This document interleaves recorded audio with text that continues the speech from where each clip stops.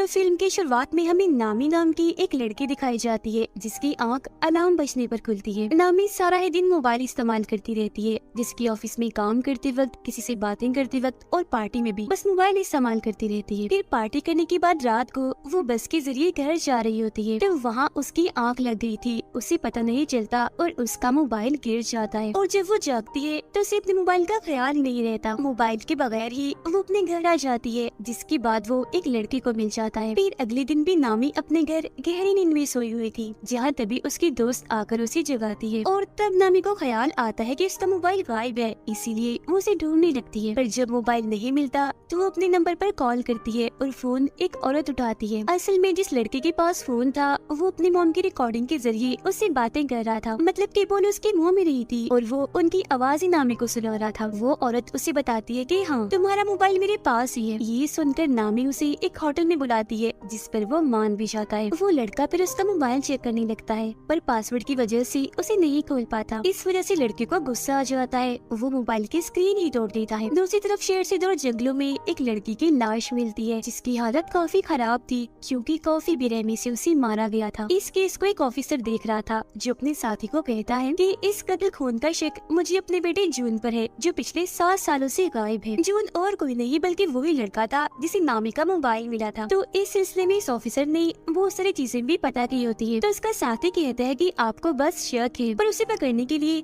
हमें सबूत इकट्ठा करने होंगे। उधर नामी अपने डैड के होटल में आकर उनसे मिलती है। उसे पता चलता है कि मेरे डैड का इंस्टाग्राम अकाउंट भी है, तो ये जानकर उसे काफी खुशी होती है। अब तभी नामी के पास उसी औरत की कॉल आती है जिसके पास उसका मोबाइल था। वो कहती है कि गलती से तुम्हारे मोबाइल की स्क्रीन टूट गई है, मैंने उसे ठीक करने के लिए मोबाइल की एक दुकान पर भेज दिया है, पैसे भी दे दिए, तो तुम उस दुकान पर जाकर अपना मोबाइल ले सकती हो। फिर थोड़ी ही देर बाद नामी अपना मोबाइल लेने के लिए उस दुकान पर पहुंच जाती है, जहां उसे जून भी दिखता है जिसने मास्क लगाया हुआ था। वो नामी के मोबाइल की डिटेल्स में उसका पासवर्ड भी पता लगवा देता है और फिर उसका मोबाइल ठीक करने के दौरान वो उसमें एक हैक करने वाला सॉफ्टवेयर भी डाल देता है और उसके मोबाइल का एक डुप्लीकेट फोन बनाकर नामी को दे देता है। वो फिर वहाँ से चली जाती है। अब जो नामी अपने मोबाइल पर कह रही थी वो सब जून भी देख रहा था, क्योंकि उसने नामी के मोबाइल को अपने कंट्रोल में कर लिया था और ये भी उसे चला सकता था। वो उसके चैट्स, इन्हीं मैसेजेस पर वो किससे बात करती है, कॉल्स, यहाँ तक कि खुद नामी पर भी कैमरा के जरिए नजर रख रहा था। फिर रात में जब नामी अपने डैड के होटल में काम करवा रही थी तो तब जून भी वहाँ आता है और उसे बताता है कि मैं यहाँ आता रहता हूँ। वो उसे इसलिए नहीं पहचान पाती क्योंकि दुकान में उसने मास्क लगाया हुआ था। वो नामी से यहाँ की सबसे खास शराब मांगता है। अब क्योंकि वो उसके मोबाइल पर नजर रख रहा था तो उसे सब पता चल जाता है कि नामी को कौन कौन सी गेम्स पसंद है और किन किन चीजों में उसकी दिलचस्पी है, जिससे वो नामी को इम्प्रेस, मुतासिर कर लेता है। और अब उसे अपने बारे में भी बताता है कि मैं एक ऐसी कंपनी में जॉब करता हूँ जो सॉफ्टवेयर, कंप्यूटर और इंटरनेट से जुड़े सारे काम करती है। उन दोनों को बातें करते हुए नामी के डैड भी देख रहे थे। फिर रात को नामी अपने दोस्तों से बातें करते करते सो जाती है और पूरी रात जून उसका मोबाइल ही चेक करता रहता है, जिससे वो उसके बारे में हर एक जानकारी और राज जान चुका था। जिसके बाद अगली सुबह नामी अपनी ऑफिस आती है। वो दरअसल एक कंपनी में काम करती थी। उधर जून अपनी पिछले शिकारी यानी उस लड़की की तस्वीर देखता है जिसका कत्ल उसने किया था, जो और कोई नहीं बल्कि वही थी जिसकी लाश जंगल में से मिली थी। जिसके बाद वो अपना अगला शिकार नामी को चुनता है। उधर नामी के पास उसकी बॉस आती है, कहती है कि हमारी कंपनी को एक काफी बड़ा प्रोजेक्ट मिला है, साथ ही तुम भी काफी अच्छे से काम कर रही हो, मैं तुमसे बहुत खुश हूँ, इसीलिए मैं तुम्हारी सैलरी दोगुनी कर रही हूँ, यानी कि डबल कर रही हूँ, पर तुम इस बारे में बाकी साथियों को मत बताना। अब उनकी ये सारी बातें जून ने भी सुन ली थी। उधर वो ऑफिसर यानी जून के डैड घर आकर अपनी वाइफ से बातें करने लगती है, पर वो जून के बारे में उन्हें कोई बात नहीं बताती। हालांकि उन्हें पता होता है कि जून और उसकी मोम आपस में राब्ते में है और बातें करती रहती है। वो फिर अपनी वाइफ को बताते हैं कि शहर में एक लड़की का खून हुआ है जिसका शक मुझे जून पर है और मैं ये बात जानता हूँ कि तुम उससे राब्ते में हो, क्योंकि मैंने तुम्हारी और उसकी बातें सुन ली थी। जो सुनकर फौरन वो बोलती है कि नहीं, मैं नहीं मानती, मेरा बेटा ऐसा नहीं कर सकता, वो किसी का खून भला क्यों करेगा। ठीक इसी वक्त ऑफिसर के पास उनके दोस्त का मैसेज आता है जो कहते हैं कि मुझे जून की लोकेशन का पता चल गया है, यानी वो जहाँ रहता है उस जगह का पता। उधर नामी अपने प्रोजेक्ट पर काम कर रही थी, काफी खुश थी वो, जबकि जून उसके घर जाता है और उसकी सारी चीजों को चेक करने लगता है, जिनमें उसे नामी का दूसरा मोबाइल भी मिल जाता है, यानी वो एक नहीं 2 मोबाइल इस्तेमाल करती है। उधर ऑफिसर की साथी उन्हें बताती है कि जिस जगह के बारे में मैंने आपको बताया है, इन्हें जून की लोकेशन पता चला है कि वो वहाँ सबसे चोरी रह रहा है। तो वो ऑफिसर इन्हें जून की डेट उस जगह पर जाने के लिए अकेले ही निकल पड़ते हैं। वो जब वहाँ पहुँचते हैं तो घर के अंदर भी चले जाते हैं और हर जगह की तलाशी लेने लगते हैं। साथ ही उन्होंने यहाँ की तस्वीरें भी बना ली थी। मरने वाले लड़के की मोम के बारे में भी इन्हें पता चल जाता है। इतनी ही देर में जून भी बाहर आ गया था। वो ये बात जान चुका था कि घर के अंदर कोई घुस आया है, इसीलिए चुपके से जब वो अंदर झांकता है तो अपने डैड को वहाँ देख लेता है। अंदर उसके डैड को लाश के नाखूनों पर लगी नेल पॉलिश भी मिल जाती है, जिससे उन्हें पता चल चुका था कि ये खून मेरे बेटे जून ने ही किया है। अब चालाकी से जून अपने डैड को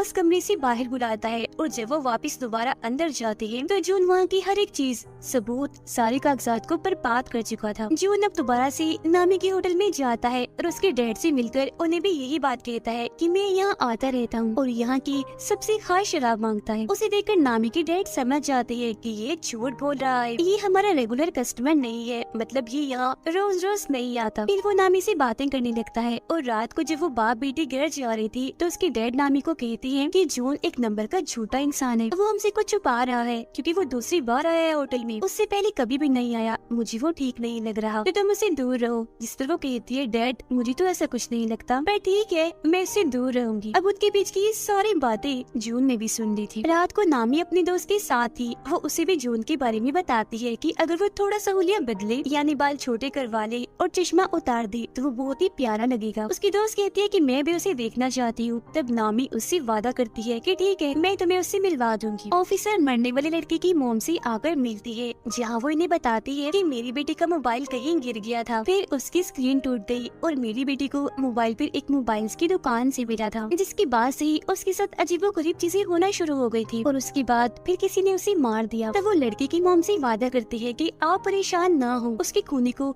हम ढूंढ कर ही रहेंगे। नामी के डैड पर जब किसी काम से बाहर आते हैं तो जून उन पर हमला करके उन्हें पकड़ लेता है। इसी रात पुलिस को जंगल में से एक साथ 8 लाशें मिलती है, जिस वजह से ऑफिसर को काफी दुख होता है। फिर सुबह जब नामी की आँख खुलती है तो वो देखती है कि उसकी बॉस की तकरीबन 8 कॉल्स आई हुई है। साथ ही उसे अपने मोबाइल पर बहुत सारे मैसेजेस भी मिलते हैं, जिनमें उसने अपने दोस्तों को काफी बुरा भला कहा होता है। इसके अलावा अपने बॉस के बारे में भी काफी उल्टी सीधी बातें की हुई थी। एक पोस्ट भी डाली थी जिसमें उसने बता दिया था कि बॉस ने मेरी सैलरी दुगनी कर दी है। फिर वो अपने ऑफिस जाती है, जहाँ उसकी टीम उससे काफी नाराज थी। वो सबको बताती है कि मैं नहीं जानती वो सब किसने किया, क्योंकि मैंने तो एक भी मैसेज, एक भी पोस्ट नहीं की, पर कोई भी उसकी बात का यकीन नहीं करता और उसे वहाँ से निकलने का कहती है। वो अपनी बॉस से भी बात करती है, पर उसकी बॉस ने भी जॉब से उसे निकाल दिया होता है। वो उन्हें भी काफी समझाने की कोशिश करती है कि देखिए मेरी बात का यकीन करें, कोई भी पोस्ट, कोई भी मैसेज मैंने खुद से नहीं किया, मुझे लगता है किसी ने मेरा मोबाइल हैक कर लिया है, कोई मुझे फंसा रहा है, मतलब मेरे मोबाइल को कोई अपने कंट्रोल में लेकर चला रहा है, तो जरूर उसी ने किया होगा। जिस पर उसकी बॉस उसे ये साबित करने का कहती है और धक्के मारकर उसे वहाँ से निकाल देती है। इस चीज से उसे काफी दुख होता है। वो सीधा अपने दोस्त के पास जाती है और उसे सबके बारे में बताकर काफी रोने लगती है। तब उसकी दोस्त उसे सहारा देती है, उसे संभालती है। ये चीज जून ने भी देख ली थी। वो सोचता है कि नामी अपने दोस्त के काफी करीब है, तो पहले रास्ते से इसे हटाना होगा। वो और उसकी दोस्त पुलिस स्टेशन जाती है और इस सब के बारे में बताती है। तब ऑफिसर उनसे कहता है कि ये सब आपके साथ ऑनलाइन हुआ है, इसलिए हम आपकी कोई मदद नहीं कर सकते, क्योंकि जिसने भी आपके साथ ऐसा किया हम उसे नहीं पकड़ सकेंगे। ये सुनकर उसकी दोस्त को काफी गुस्सा आता है, जिसके बाद दोनों यहाँ से चली जाती है। जून अब नामी के डैड के घर पर ही रह रहा था, क्योंकि उसने उन्हें वहाँ बांध के रखा हुआ था। वो उनकी मोबाइल से नामी को मैसेजेस भी करता रहता है, ताकि उसे शक ना हो कि मेरे डैड को किसी ने अगवा कर लिया है। वो दोनों फिर होटल में आकर बातें करने लगती है। इस बारे में सोच रही थी कि आखिर ऐसी हरकत कौन कर सकता है। वो फिर बात करती है कि इस बारे में पता लगवाने के लिए हमें एक ऐसा इंसान चाहिए जो कंप्यूटर और इंटरनेट में काफी माहिर हो। अब तभी यहाँ जून भी आ गया था, जिसके लिए नामी जोश लेने जाती है और वो उसकी दोस्त के साथ मिलकर नामी का फोन चेक करने लगता है। वो फिर जब आती है तो जून उसे बताता है कि किसी ने तुम्हारा मोबाइल हैक किया हुआ है। उस इंसान ने तुम्हारे मोबाइल में एक ऐसा सॉफ्टवेयर डाला है जिससे तुम्हारा मोबाइल उसके कंट्रोल में आ गया है और तुम जो भी करोगी उसे पता चल जाएगा और मोबाइल को वो अपने तरीके से भी चला सकता है। वो फिर नामी को बाहर आता है और बताता है कि ये काम किसी करीबी का है। वो करीबी जिसे तुम्हारे मोबाइल का पासवर्ड भी पता है, क्योंकि पासवर्ड खोलने के बाद ही उसने ये सब किया होगा ना। अब तभी उन दोनों की तस्वीर चुपके से नामी की दोस्त बना रही थी, जिससे उसे काफी अजीब लगता लगता है। वो फिर होटल में जब आती है तो उसकी दोस्त उसे एक खबर दिखाती है जिसमें पुलिस को एक साथ 8 लाशें मिली थी। अब उसकी दोस्त नोट कर लेती है कि नामी मुझसे बात नहीं कर रही। वो उससे इसकी वजह पूछती है कि तुम मेरी बात क्यों नहीं सुन रही, तुम्हारा मूड भी खराब है, क्या हुआ, नाराज हो? जो सुनकर नामी भड़क जाती है,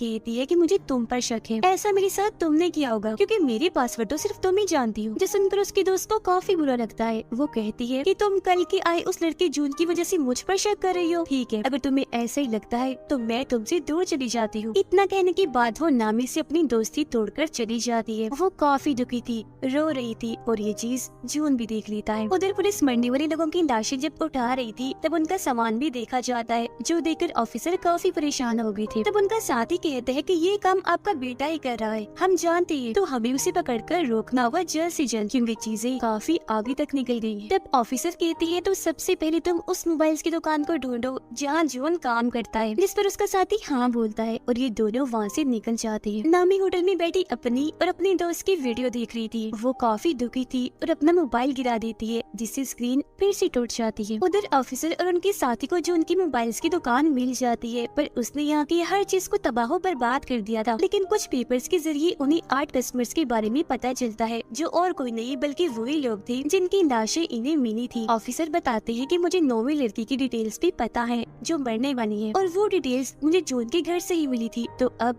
हमें उसको बचा लेना चाहिए। जो सुनकर उनका साथी कहता है कि हमें इस सब के बारे में खबरों में भी चला देना चाहिए ताकि जून को जल्द से जल्द पकड़ा जा सके। अब तभी इधर नामी भी आ जाती है। उसने इन दोनों की बातें सुनी थी और जब वो वहाँ जून का नाम देखती है तो समझ जाती है कि और किसी ने नहीं बल्कि जून ने ही मुझे फंसाया है। उसने मेरा मोबाइल हैक करके वो सारी मैसेजेस और पोस्ट की थी, उसकी वजह से ही मैं आज अकेली हूँ, मेरे पास नौकरी भी नहीं है और मेरी इतनी अच्छी दोस्त भी मुझे छोड़कर चली गई है। वो मजीद जून की कंपनी में कॉल करती है जहाँ से उसे पता चलता है कि इस नाम का कोई भी वर्कर यहाँ काम नहीं करता। जो सुनकर नामी को जून पर काफी गुस्सा आता है और वो फैसला करती है कि मैं उसे अपना बदला लेकर उसे सबक सिखा कर ही रहूंगी। उसकी ये बातें ऑफिसर ने भी सुन ली थी, पर वो उसे ये बात नहीं बताते कि जॉन एक सीरियल किलर भी है, यानी एक खूनी जिसने न जाने कितने लोगों को मार दिया है। पर वो सिर्फ ये कहते हैं कि मैं भी जून को पकड़ना चाहता हूँ, वो अच्छा लड़का नहीं है। जिस पर नामी उन्हें एक आइडिया देती है कि मैं ऐसा करूंगी कि उसे मिलने के लिए घर बुला लूंगी, मैं आप लोगों को भी बता दूंगी, तो उसे पकड़ने के लिए फौरन आप लोग आ जाना। जिस पर वो दोनों ऑफिसर्स मान जाते हैं। फिर अगले दिन जून के पास नामी का मैसेज आता है जो उसे मिलने के लिए बुलाती है, जबकि उसके घर के बाहर नीचे दोनों पुलिस ऑफिसर्स गाड़ी में जून की आने का इंतजार कर रही थी। अब जून नामी की ख्वाहिश के मुताबिक अपना हुलिया बदलता है, जिसे वो अपने बाल काट कर चश्मा उतार कर उसे मिलने चाहता है। वो उसके घर के बाहर नीचे पहुँचता है जबकि नामी ऊपर अपने घर में तैयार हो रही थी। नीचे जब जून आगे बढ़ रहा था तो दोनों पुलिस ऑफिसर्स उसे पकड़ लेती है, पर उसका चेहरा देखकर समझ जाते हैं कि ये जून नहीं है बल्कि कोई और ही है, क्योंकि दरअसल हुलिया बदलने की वजह से वो उसे पहचान नहीं पाई। अब जून उन दोनों को धमकाने लगता है कि मैं तुम्हारे खिलाफ रिपोर्ट करूंगा क्योंकि मैं मासूम हूँ, बेकसूर हूँ और तुम मुझ पर शक करके गन दिखा रही हो। जिस पर ऑफिसर का साथी कहते हैं वो दरअसल हमें गलतफहमी हो गई थी, हम किसी खूनी को ढूंढ रही है। पर जून उनसे कहता है कि खैर जो भी है देख लूंगा तुम्हें।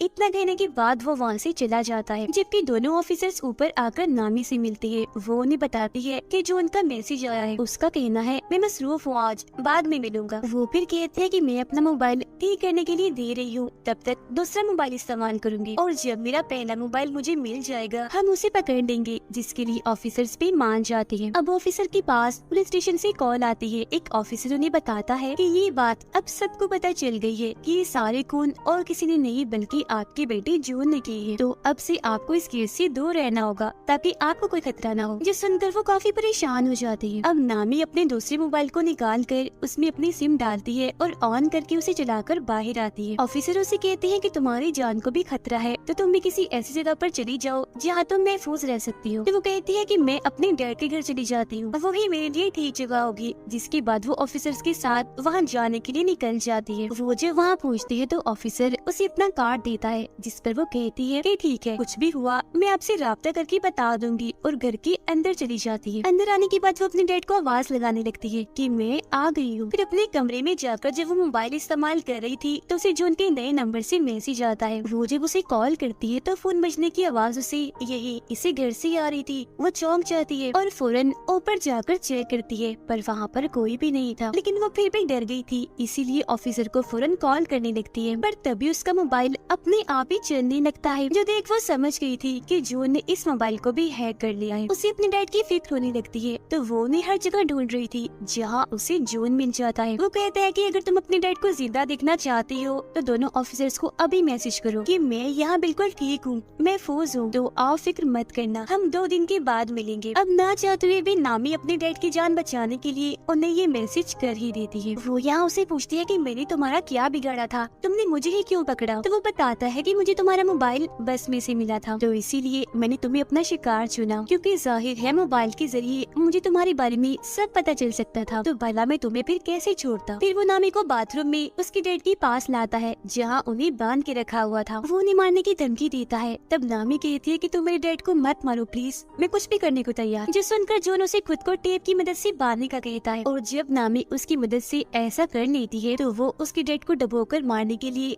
टब में पानी छोड़ देता है। ये चीज नामी भी देख रही थी। दुखी होकर वो रोने लगती है, साथ ही वो जॉन को काफी बुरा बुरा भी कह रही थी, तो वो उसे भी उठाकर ठिकाने लगाने के लिए पर टेप लगा देता है और बार टब में छोड़ देता है जो पूरा ही पानी से भर गया था। वो उसकी तस्वीरें बनाकर उसकी बेबसी पर हंस रहा था और वहाँ से बाहर निकल आता है। उसे ऑफिसर का कार्ड मिलता है जिसके पीछे उन्होंने लिखा था नामी सिर्फ कॉल करना, मैसेज नहीं। पर क्योंकि इसने तो ऑफिसर को मैसेज करवाया था तो उन्हें पता चल गया था कि जरूर ये जून ने किया है, तो इसका मतलब वो यहाँ आ रहे थे जून को पकड़ने के लिए। अब जून को भी एहसास हो जाता है कि ऑफिसर्स घर में घुस आए हैं। वो ऑफिसर के साथी को जाकर पकड़ लेता है, पर पीछे से उसके डैड ऑफिसर आकर उसे पकड़ लेते हैं। मगर क्योंकि ये उनका बेटा नहीं होता तो वो इसे मारने लगते हैं और अपने बेटे के बारे में पूछते हैं। पानी में डूबकर नामी मरने ही वाली थी कि तभी ऑफिसर का साथी उसी पानी से बाहर निकाल कर मरने से बचा लेता है। ऑफिसर उसे मार मार कर काफी जख्मी कर देते हैं और अपने बेटे के बारे में पूछते हैं। तब वो कहता है डैड मैं ही आपका बेटा हूँ, जिस पर ऑफिसर मान भी जाती है। तो वो उन पर हंसने लगता है और कहता है कितने बेवकूफ हो तुम,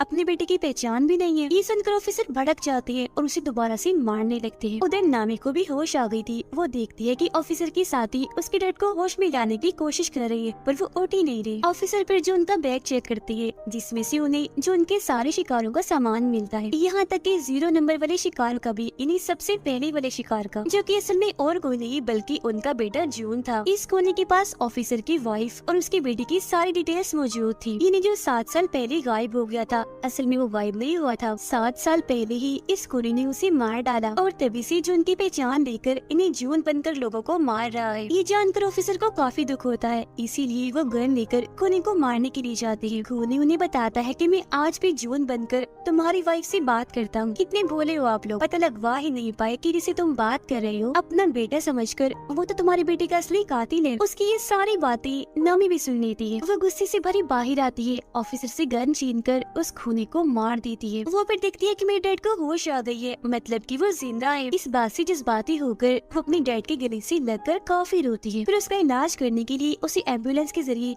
हॉस्पिटल भेज दिया जाता है, जहाँ से पुलिस भी सभी मरने वालों की चीजें इकट्ठा कर रही थी। कुछ दिन के बाद सभी को खूनी के बारे में पता चल जाता है, यानी कि वो ऑनलाइन ही इंटरनेट के जरिए ही लोगों को पकड़कर उन्हें मारता है और अब वो मारा जा चुका है। बस इससे ज्यादा और कोई जानकारी नहीं मिल पाती। फिर नामी जब अपने डैड और दोस्त के साथ होटल में थी तो कोई चुपके से उस पर नजर रख रहा था, जिसे वो खुद भी देख लेती है, पर समझ नहीं पाती कि ये कौन है। तो या तो ये खूनी ही हो सकता है जो शायद मरा नहीं होगा, या फिर ऑफिसर का बेटा भी हो सकता है, या कोई तीसरा इंसान भी हो सकता है जो अब खूनी की तरह ही ऑनलाइन पकड़ पकड़ कर लोगों को मारेगा सिर्फ अपनी इंजॉयमेंट के लिए। और इसी सस्पेंस भरे सीन के साथ ही ये कहानी इधर ही खत्म हो जाती है।